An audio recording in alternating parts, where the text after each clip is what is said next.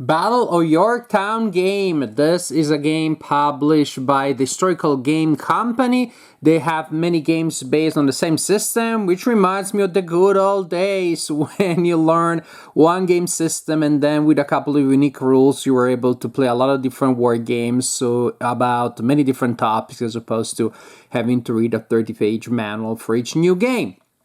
This is a game for 2 players.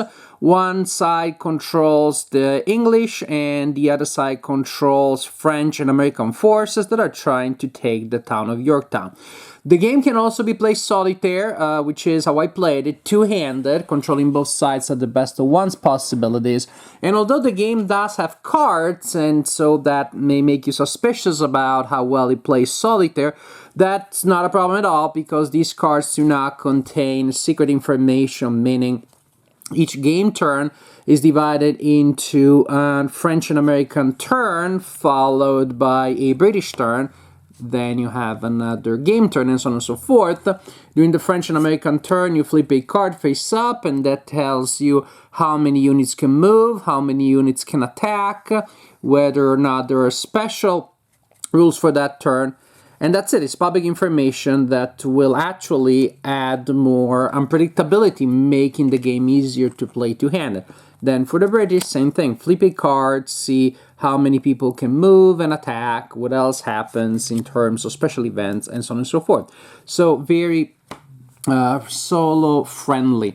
The map is printed on cloth, very nice, very interesting. The counters are on wood, nice and thick, and there wasn't any soot as I separated the components from the original sheet. And what you see here is the situation at setup at the beginning of the game, with the French and American forces ready to attack the area of Yorktown. We have general areas of defenses here. There are two kinds of defenses, a defense line, those sort of triangles there. And then we have hexes with a thick border, those are readouts. Also, you see these other triangles here. That's the American defense line. If I should say the French and American defensive line, meaning if they manage to make it past this line and now they're pushing against Yorktown proper, those defenses become active for them, for the French and American. They represent defensive lines built during the siege. And the French and American player wins by either taking control of every redoubt on the board, and there's 6 of them, or controlling 2 hexes within the Yorktown area. The English player, the British player, wins by surviving long enough until the end of the game, but the turn track is 24 turns. I haven't seen a game that even gets close to that. 13 to 16 turns seems to be far more common. So, surviving until the end of the game, it's in the rules, so I mention it, but I guess it may happen at some point. But more likely, the other victory condition for the British player is to inflict enough damage on the attackers to destroy a number of French and American units, and that is definitely more doable. So, again, a turn will start with the French and American player drawing a card and figuring out how many units will get to move, and then later how many units get to attack. They don't have to be the same, and so that gives you nice flexibility there. When you move a unit, you move it up to its movement allowance, which is the number in the bottom right corner.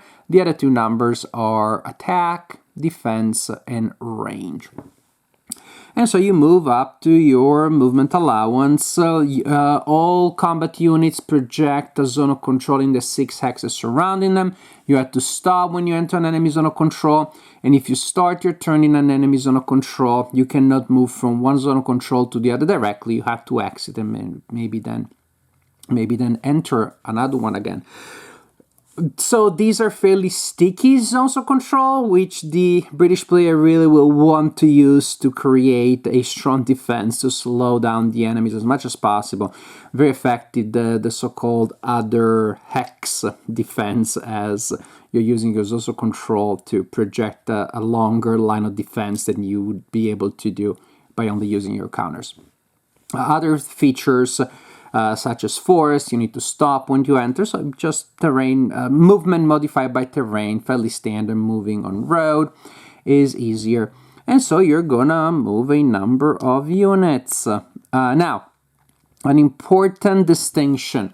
As you saw, units have a range, which means they don't have to be adjacent to enemy units to attack them during the combat phase. However, if a unit moved, then it can only attack adjacent enemy units.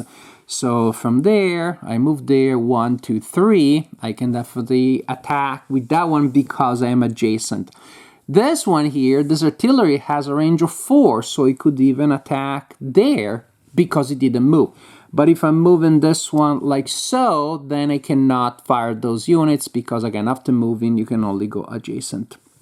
But I moved, so now I created a nice line of sight for my artillery there. For my siege artillery, very important for the French and American forces if they are to crack some of those readouts. Now, so the active player will get to move again up to the number of units indicated on the card. Then, surprise, surprise, defensive fire. The non-active player gets to activate 3 units for combat only. Again, firing up to their range without moving at all. Which again creates an interesting situation because I set up a mighty attack with my movement, but my opponent gets a chance of firing back at me. So pluses and minuses there.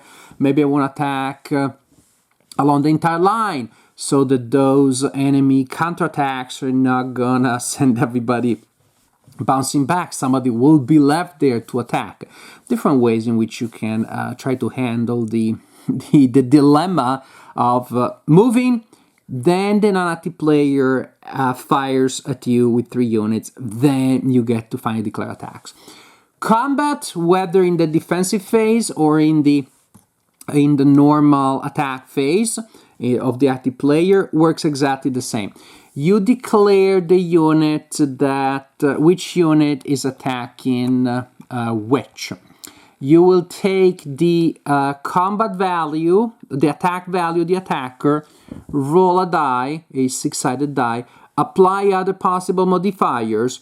If the result is equal to or higher by 1 than the defense of the opponent, then the opponent is flipped to its disorganized side. The only number there is the defensive because that's all a disorganized unit can do.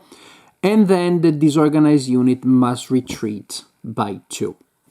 And, of course, the defensive value will be modified by things such as terrain and, very important, defenses. Again, that's really what the British player needs to exploit as much as possible. So, attack value plus modifiers plus die roll equal to the defense, modified defense, or higher by 1, it's a retreat. If the total attack is higher by 2 or more, then it's not a retreat. It's annihilation of the unit which is removed from the board.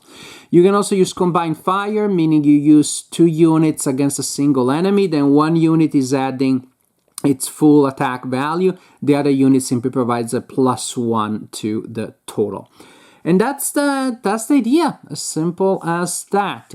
At the end of the active player's turn, they will get to rally their disorganized units. So if they have disorganized units that are not in an enemy zone of control, they're flipped back to their organized, effective side.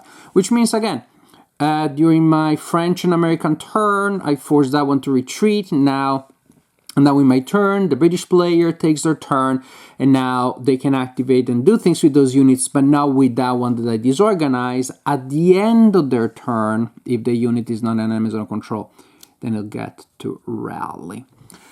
So the mechanism, the general idea is pretty simple. One side activates as per restrictions indicated on the card. Move, the opponent performs defensive fire, the active player performs attacks, rally, and then go to the other player. If both players activated, go to the next turn, and continue like this until one of the players has met their victory conditions.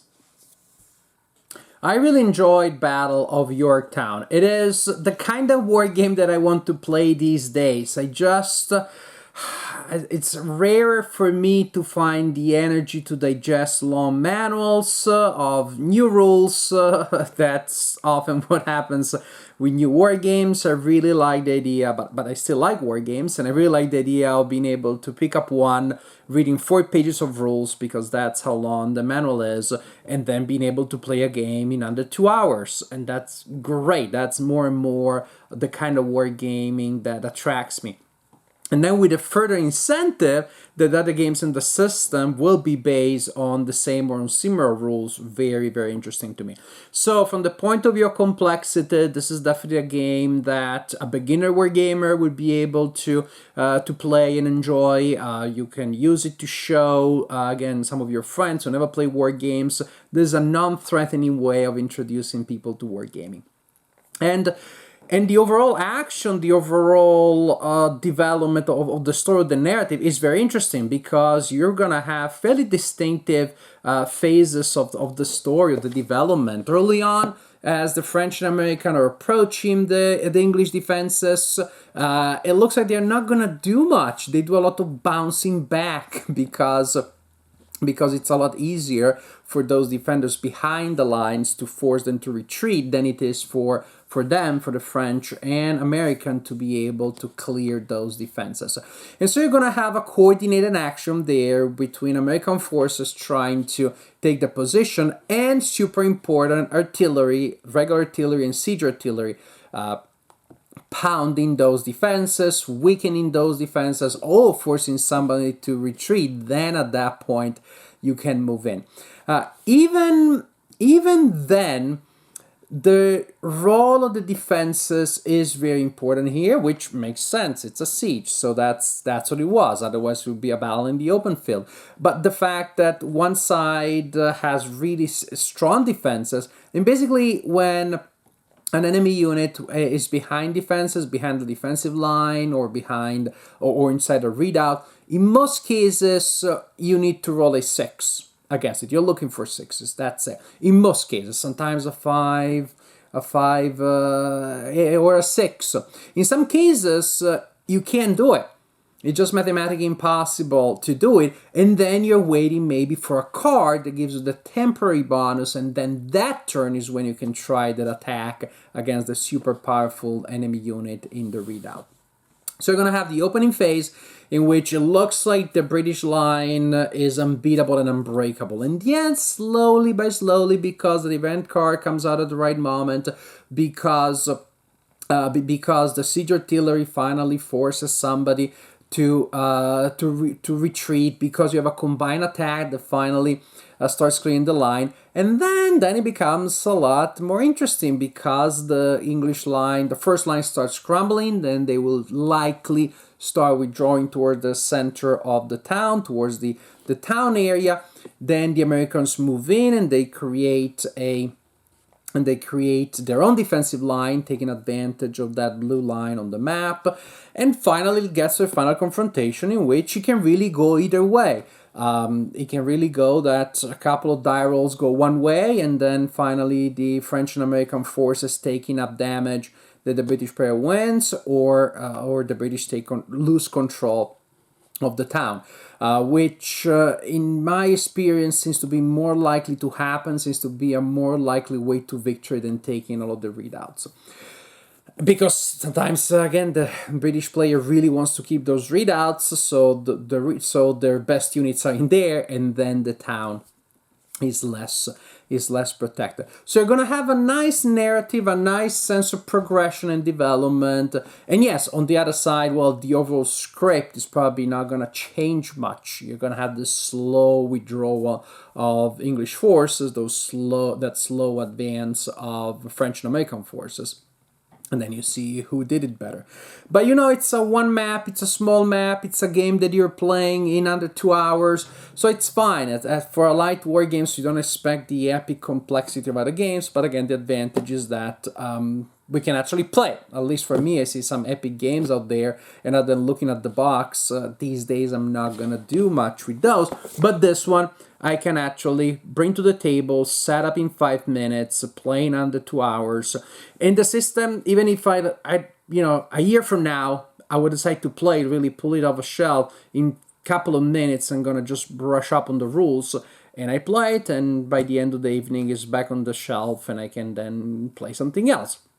So it's the kind of game that is practically actually playable without a lot of overhead, which is not, of course, what you have in every war game out there. So I'm very happy, I'm very pleased. The production values are very good. Gameplay is good, which of course is the most important thing. The idea of this back and forth movement, defensive phase, and main attack phase is also very good and very interesting.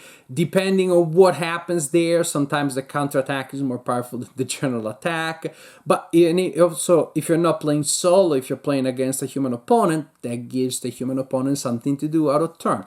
So a lot of interesting decisions, a lot of interesting elements there.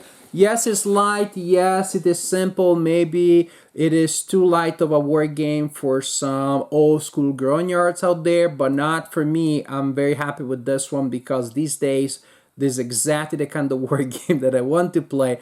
And so I think you can expect more reviews from me of other games in the same system.